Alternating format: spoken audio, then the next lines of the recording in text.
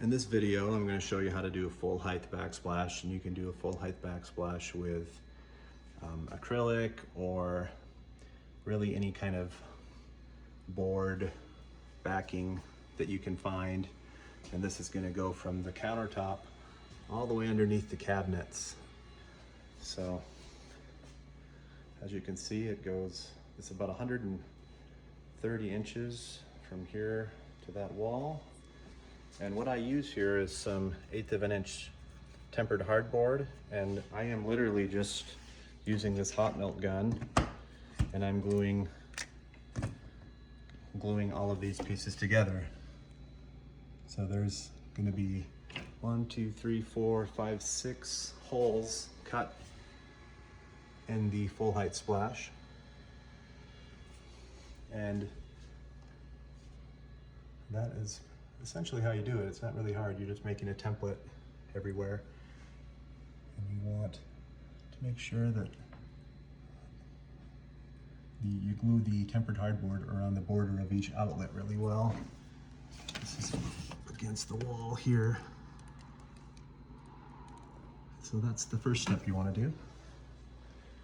And it's just these thin strips that I'm using of tempered hardboard and a hot melt gun, gluing together multiple pieces to get this one big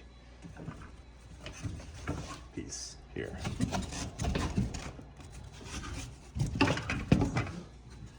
So it comes off the wall like this, and it's just one big piece. I took this template that I made of the wall, and I set it on this 1/2 inch acrylic that I'm going to use. You may have a different material that you're using, but I just set it on the sheet that I was going to cut it out of. Okay, now I went through and I traced, so this is where the outlet hole needs to be. You just mark that and you trace it so you know where to cut. So you can see my red line under there. I made a red line wherever it's hitting, that's where I need to cut up to. And there's another outlet hole there and there. And now these lines will show me exactly where I need to cut. And then here is where it's exposed, so I'm going to need to polish that, as well as here. Now I'm just going to drill some holes.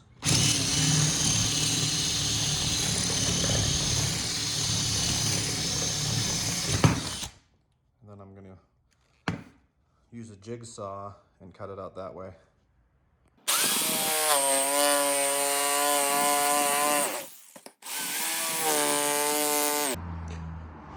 Okay, I went through with my jigsaw. I cut out all of these so that the outlets will fit through. And as you can see, this is disconnected from here, and this is the piece that I'm gonna want. And then, see, I made these lines as well.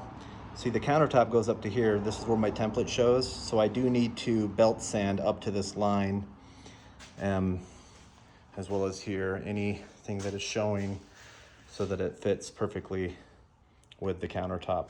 Because the countertop might not always be perfectly flat. So you're gonna have little dips like that you need to sand off. You can also do the same technique with granite and quartz. Really any kind of countertop surface, any kind of board, or any kind of metal material that you want to cut out, you can use the same templating technique.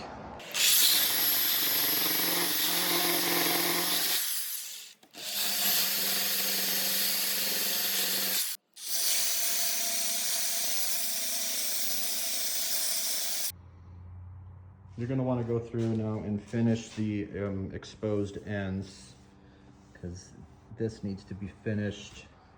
I first start with a 80 grit sandpaper, and I go to a 240, and then I do a maroon Scotch-Brite, which is more rough, and then finally this gray Scotch-Brite.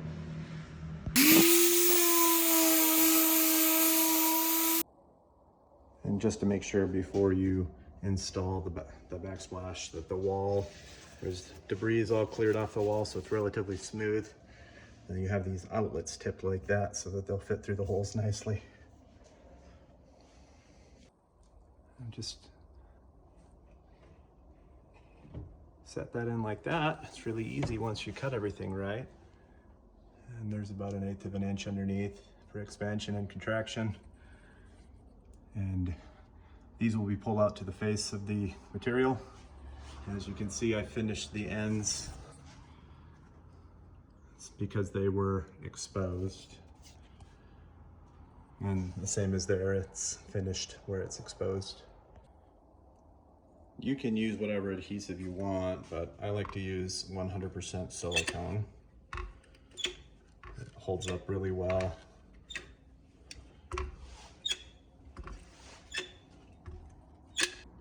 And then you're going to want to use a couple dabs of hot melt to hold it in place while the silicone sets up. And just set. And then you're going to want to pull these outlets so that they're flush with the material now instead of the wall. You might need some longer grabbers and pull the old shorter grabbers out. And then you can just put the plate on and finish up. This piece is going to meet up with the piece that we just installed. And it's also going to go up underneath the microwave. Probably take 1/8 of an inch off the top to just make sure that it's not too snug. And it'll go behind the fridge about 3 to 4 inches.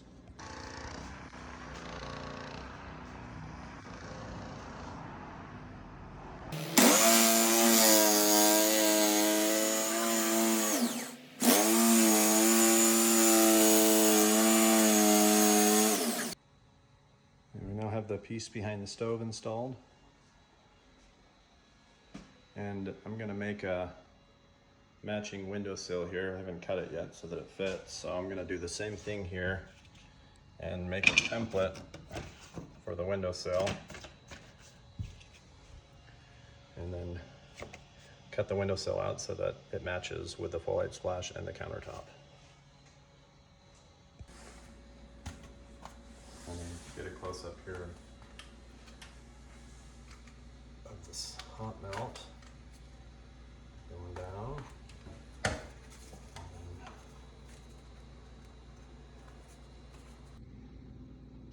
I laid the template on my windowsill here so I know how big it needs to be, and I have about the same overhang from here to here and from here to here, about 3/4 of an inch. But I marked where the template was so that I knew where to cut.